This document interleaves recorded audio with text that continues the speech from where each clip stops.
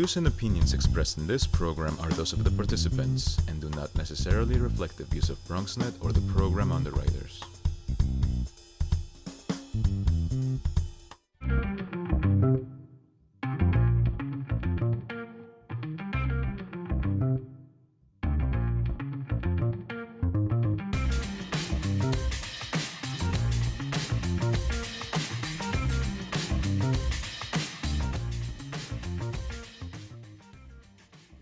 Hey folks, it is time for the Bronx Buzz. We get together every week right here at the Hutch Metro Center in BronxNet's new studios to talk with a couple of Bronx reporters about what they've been writing about. It gives you a little bit of insight as when you pick up, like, for example, the Norwood News or the Bronx Times, gives a little insight as to who the people are that bring you the news. And this evening, we're so pleased to have Daniela Beasley back with us. Was this your third time? Yeah, third. Yep. We're not counting, I promise. But Daniela Beasley is with the aforementioned Norwood News. And Art Cusano is with the Bronx Times Reporter. This is Art's debut on the program. So nice to have you with us. Daniela, we're going to start from you. Let's first talk about this story, which is very interesting, and we noted a discrepancy, and that is the story is credited to my good friend David Cruz. Well, he wrote it. He wrote the story. But I he just did helped the reporting. him. Well, I did some interviews. Okay. I helped him. So the first thing we're going to do is just say that this was there's a shelter being proposed for Norwood, and there's some concern about communities. What I would like to do is just get into the process. We could talk about the issue. So when we say, and this is really an education for you, when we say that you did the reporting but he did the writing, explain to me what you did versus what David did. Well, David did. Well, he knew about it before. He he's heard the editor. Yeah. He came up with the story. Right. Dave. And but so I went to the school when school was getting let out and kind of just talked to parents and grandparents and anyone who was coming out of the school. It said, they're proposing that there might be a homeless shelter going in across the street. How do you feel about that? So you got all the quotes? Yeah. Mm-hmm. Okay. Did you provide any other background, or like while you were there, you got a little information or anything, or wasn't that you just did that? No. Yeah. That's what I mean. I'm going to make a television reference, and maybe you will find it interesting. That is very much like in television when you have a producer who is not the talent. They send the producer out, go get the sound bites, go talk to people. Producer comes back, edits together a reel, and then the talent or the reporter would voice it. So now we've just given everybody, even you, a little insight into how it works. So let's talk about this. This is a very common problem in the borough of the Bronx. Tell me about what's going on here. Well, so nothing's officially going on yet. They just proposed that. So we're just scaring the Jesus out of everybody. They just said that they were thinking of putting in a shelter, but just the location is kind of not ideal for a lot of parents who send their kids to this school. So let's tell people where this is. So it's Webster Avenue. It's right near the police station, like diagonally. Right, and there was a big new public school built right there. There's the park, right, the Marshall Parkway kind of ends over there. And of course, what people might know it, and it is what the picture is Sam's floor covering is the store that a lot of people know. That's the location Sam's is going. We're losing Sam's. Well, yeah, either above it or the whole store, because it's really, really big in there. So, right, yeah. Well, it was a floor store. Yeah. I mean, I wonder if here's a little hint, do a sidebar story on the legacy of Sam's. That is a very popular floor covering store. When I was asking people, they were like, Sam's is right, gone. That's what they were saying. And which is so odd because, you talk about all the big stores, the restaurants you go to, whatever. Gee, that's my favorite floor covering store. I never went to a floor covering store like that. So there's concern because there looks to be a homeless, or a proposal, a tentative proposal of a homeless shelter. Do you think that this is like out of control, or do you think this is one of those things that will be brought in front of the community board and people will have their say, and then there will be some reasonable process? Or is this one of these, you're getting a homeless shelter? I don't know. I think the fact that they haven't officially said that they are saying that they want the homeless shelter to go in across the street shows that they are they know that the proximity to the school is going to be an issue, so they're kind of feeling it out. So I think that people will probably have a chance to voice their opinion. People will have their chance to voice it, and in so many cases, Somebody proposes something and you're like, gee willikers, why and how did that happen? I'd be curious to know if this is a developer instituted thing. In other words, Right. does the developer have an interest here, or does the city say, you know what, we'd like to put a homeless shelter? Do you have a sense of what that is? I that don't. hasn't come up. Yeah, All right. no. So that was a pretty good question. It was. Excuse me. All right. The other thing I just wanted to ask you, and we're going to bring Art into the dialogue in just a moment, is we were just talking about the process of the newspaper. I think it'll be interesting because you came here, and today was one of the days you've been working on the paper. Give us, you got about a minute. Give us like what goes into making a newspaper like this? And this is the traditional way, as opposed to now, of course, with all the blogs and everything. Right. I mean, just gathering all the stories, making sure that the layout for each page is complete. Right. And then And who does that? Do you do that, or David does that? David or you have does that. David does that. So well, David does the layout, and then he sends it to the guy who actually puts in all of the pictures and the stories Right. into the layout that David makes. And that's somebody else who works at Marshall Preservation Corporation and that kind of thing? Wow, so Yeah. interesting. And why is it, and every single, and I'm sure Art would confirm the same thing, every single newspaper person I ever talked to, it's a nightmare. Oh, we have layout day, we're putting the paper together day. Why is that the production day so stressful? I think it's just like the finality of it, it's like you have to have your story, and all of them are edited, all the mistakes are out, I'm sure Our Art you is, feel that way. He's nodding, like, yeah, that's yeah, right. absolutely. It's just, knowing that you send that in and it's done, and then it's going to go to print, and you have no control over what happens after that. We're going to introduce author Art Cusano to the public because people haven't seen him. You haven't been at the Bronx Times that long, right? About How 2 long? months now. About 2 months. And you made it all the way to Bronx Television. Unbelievable. Do you want to weigh in on this whole aspect of, before we get into you and your career and what you're writing about laying out the paper? Any thoughts on what you're It's exactly what she said. And, as a reporter, you're always thinking in the back of my mind, okay, did I get that person's name right? Did I get that street right?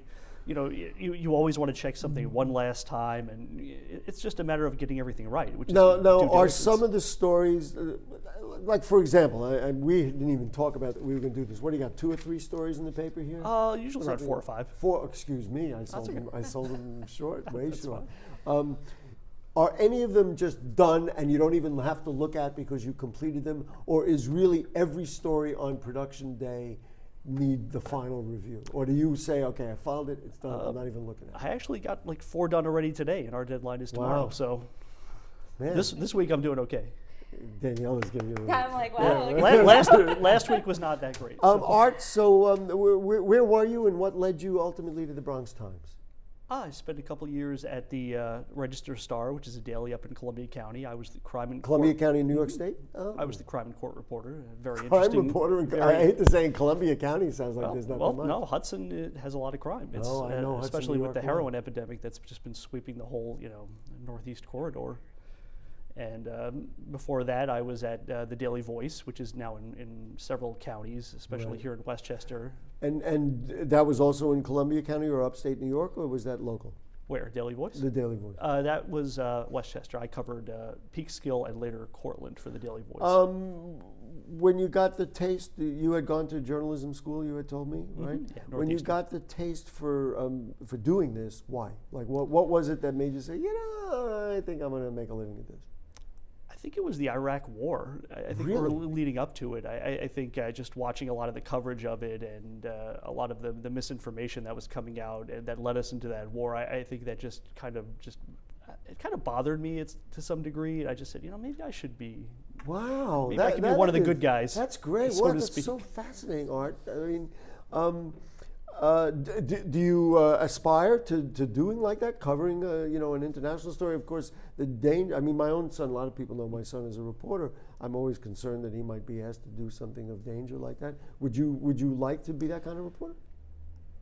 It would be interesting, but there's so few people doing what we're doing the just community news, and there aren't enough I of them. applaud that, man. You know? So then you went from those upstate papers and compare what it's been like. I don't want you to compare the papers, but covering the area, whereas Hudson and Columbia County versus being in the borough of the Bronx? Well, I went from covering just basically a lot of crime and court stuff to covering a wider range of stuff, which is what I started out with at the North County News, which unfortunately no longer exists anymore. That was in Yorktown. So in a way, it was kind of a step back to where I started in this field. Right, interesting. And they have you doing those stories. In fact, our buzz of the week, we're going to be talking about crime, and both of them are going to weigh in on it. So you do a lot of the crime stories. I try to, but it's not a big priority at our paper as far as. That's right. We try to balance other stuff because there's so many other outlets doing crime as well. So this is your story at the top of the list here, and the head of the A1 story, as we say, which was widely reported that Donald Trump in the golf course, they wanted to expand it, but the mayor denied those plans. Why don't we talk about that, and then we can maybe get into some of the issues. What was the story about?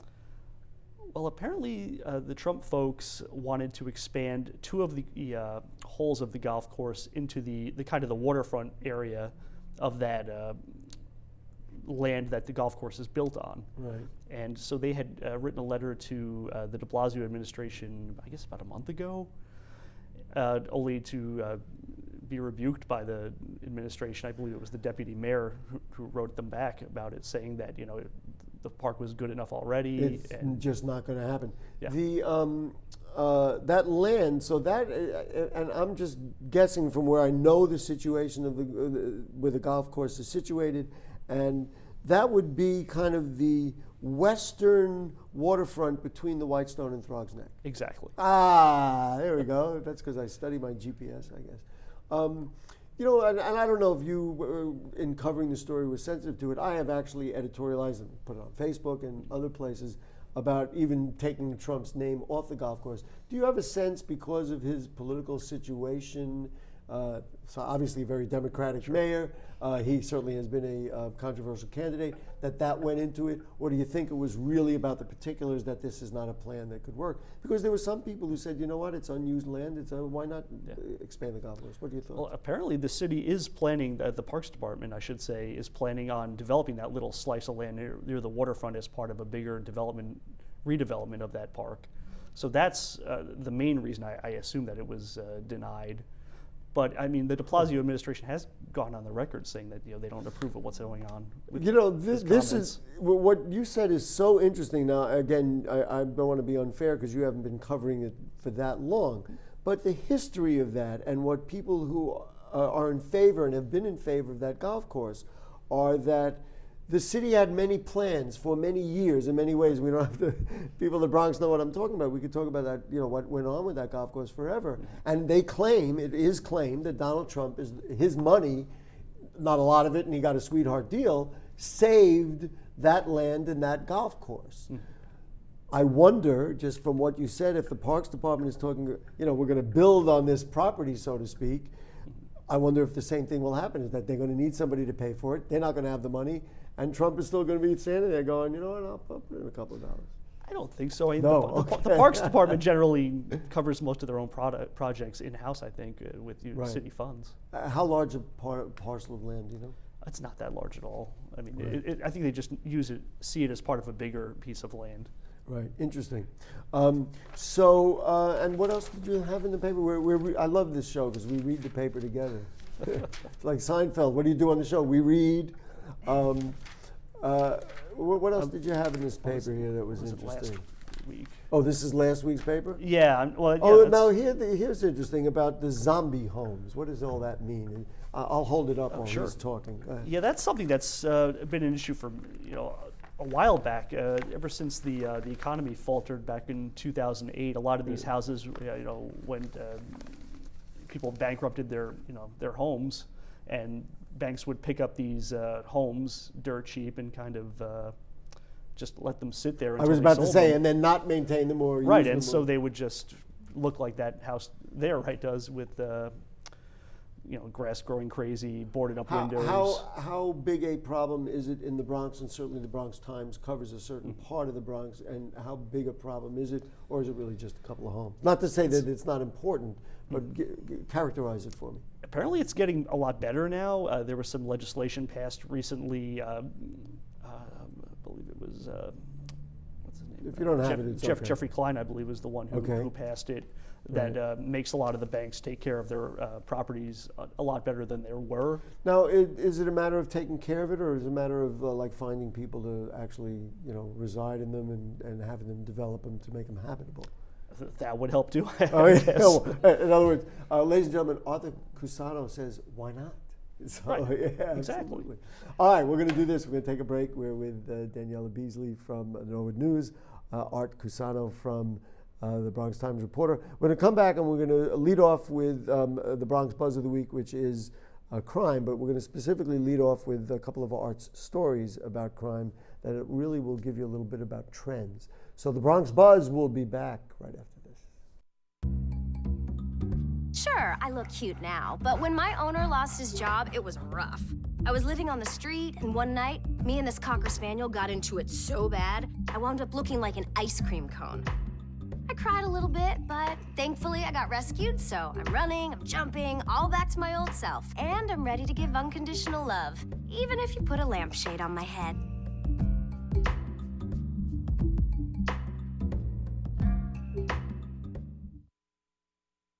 It's not always easy being a dad. Do you have panda asthma too?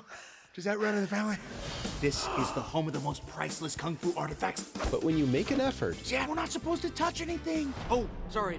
Go long, son. it's always worth it. Whoa, master! The smallest moments can have the biggest impact on a child's life.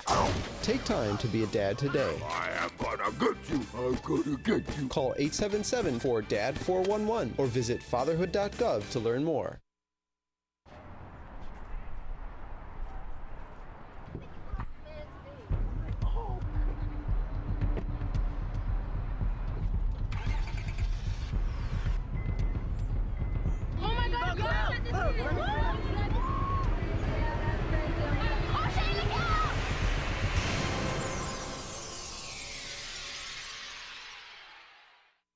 Hamilton was adopted from a rescue in 2008.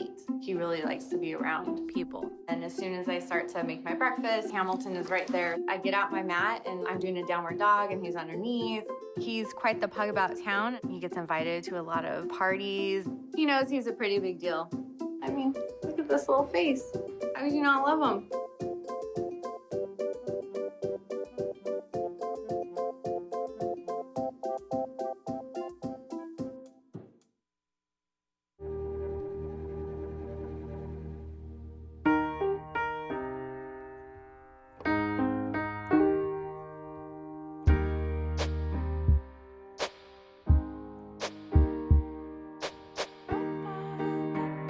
And I can't change, even if I try, even if I wanted to. My love, my love, my love, she keeps me warm. She keeps me warm. She keeps me warm. She keeps me warm. She keeps me warm. She keeps me warm. We are neighbors and best friends. I love my sister. My heart doesn't see race. Love is love. Our family is no less than any other family. Love is kind. Love is patient. Okay, back with you on Bronx Talk. Bronx Talk, that's the other show on the Bronx Buzz. And we're here with Daniela Beasley from the Norwood News and Art Cusano from the Bronx Times Reporter. We need to get serious because Art, you talked about wanting to write about crime. You wrote about two different aspects of crime. Both were disturbing to me. One is crime in parks, and another is assaults on senior citizens. So let's talk about parks. And this has been widely reported that there had been a spike in crime in parks. Talk to me about how we see it here in the Bronx, or at least in the area you cover. Well, a guy by the name of Jeffrey Croft runs a blog. I think it's called Friends of the Parks. Right. That he, New Yorkers for Parks is the name of his organization, right? Okay. And he released this list of the most crime, ridden parks in the entire city. And unfortunately, the Bronx was 3 of the top 5. So that kind of got my attention. So I looked into it a little bit more, and dug through the data a little bit more to find the parks that were the worst. And what did you find? Like, what do we need to know, and what do viewers need to know about Bronx parks? Well, there is definitely a spike in several of the parks. Williamsbridge Oval, Claremont, Crotona. Mm-hmm. Do you have a sense as to why? I mean, of course, everybody went, and all the news and everywhere else, and even interviews I saw with Jeff Croft, was about we need more personnel, and we need to staff either Parks Police or NYPD Police. Is that your issue, or do you think there's something else going on out there? Well, it certainly does seem a little odd that there are only like 200 of them for the entire, how many thousands of acres of parkland in the entire in the city? Yeah. That doesn't sound like a very good number. Yeah. 200? Something like that. I think they said they're around 200. Wow, and that would include day or night, of course, right? That doesn't. Wow, I'm sure that they're augmented by the city police. I wonder if they need to do something like they did with, for example, with public housing police or with transit police. It all was incorporated. I'm sure they're in part. I'm sorry that I don't know specifically. But then let's talk about assaults on senior citizens. What could be more horrific? Right. Do we unfortunately have a trend? It was a huge issue all summer long. I mean, it seemed like every day we would turn on the whatever news channel, and there would be another assault, whether it was here in the Bronx or in Brooklyn or Harlem or wherever. Right. So it just went on seemingly all summer. I mean, thank God it seems to have abated at this point, right. But it's still. Well, of course, when it's warmer, we generally have more of that kind of crime. Yeah. Is there a sense as to why? And I'm not sure if you have an answer. I definitely have a hypothesis on it. They're just easier victims. Yeah, easier victims. I think people are more desperate, and they see the world in certain ways, and they say, you know what, I gotta have.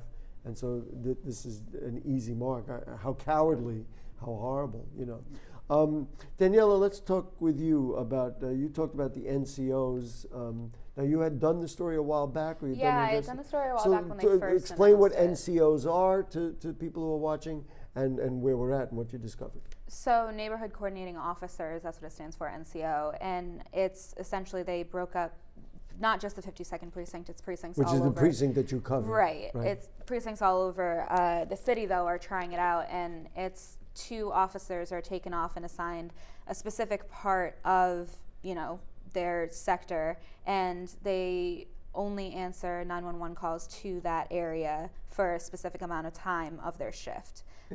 And then they also try to patrol more on foot to get to know the neighborhood a little bit better and just kind of have a better relationship with people. How revolutionary is this in policing in general, even in New York City policing? Is this a brand new thing? And then, of course, I have to add, is this something that came with our new commissioner, Riley? Well, they introduced this a while ago. I'm trying to think of when, in the spring. Yeah. And but it was done like 2 decades ago, I think, or something, but it was being done, and then they had stopped it because there was a rising crime, and so there was just more, I think, just they needed to reassign cops, or they felt it didn't work. Is this directly or indirectly part of a community policing effort, or is it totally separate from what we know is, and everybody said that the new police commissioner was going to be very community policing friendly? I mean, I think they're just trying to, resolve the issues that the community feels about how they view the police. Mm-hmm. So I think that was the main pull for this. Art, in your interaction with the police over the stories you did and just your sense, because clearly you have a affinity for dealing with those kinds of things, do you have a sense of, I don't know, a new trend or a new feeling out there as a result of the new police commissioner? I think it's way too early to tell. Way too early to tell. Yeah. We in the media, we're so unfair. I mean, we're still getting used to, writing his name on the paper. It's so new to us. Were you surprised? And I was a little surprised, and kind of watching how it plays out, that they, both the police commissioner and the mayor, came out and said and judged that police shooting right away as being a failed operation by the officer. That was the older woman, Deborah Danner, who was tragically shot in the Bronx. Were you surprised by that? A little bit, but I think they're trying to, see things the way the public is seeing them, and taking them to understand how, they're being perceived by the public at large. So I think it's a good step. Well, I would only say be careful, because a lot of people are concerned about that, and they say, in fact, I saw a panel discussion. Actually, I moderated a panel discussion, and one of the police experts said he's not going to be convicted of a crime because it actually says in the training manuals that you're allowed to actually use a gun. Now, whether he did the right thing or he should have used better judgment, that, of course, is up for interpretation. Yeah. So we'll see ultimately. If you were police commissioner, I'm going to ask you the same thing, so you better get ready. If you were police commissioner, what would you do more of, or what would you do? Do we need more cops? Is it community policing? Is it something else? Better control over the officers? Is it better technology to just deal with some of the types of crime, the senior crime and the park crime that you've reported on? Just in the time I've been here, I would say, try to maybe hire more public relations people to talk to people in the community. PR people? Yeah. Literally PR people, or are you using community policing in that way? Well, that too, but I guess PR is the wrong word, but people to go out into the community and just talk to more. To build the public. trust. Yeah. Your thought? You like that? I like that. I think just, more training in general. Training.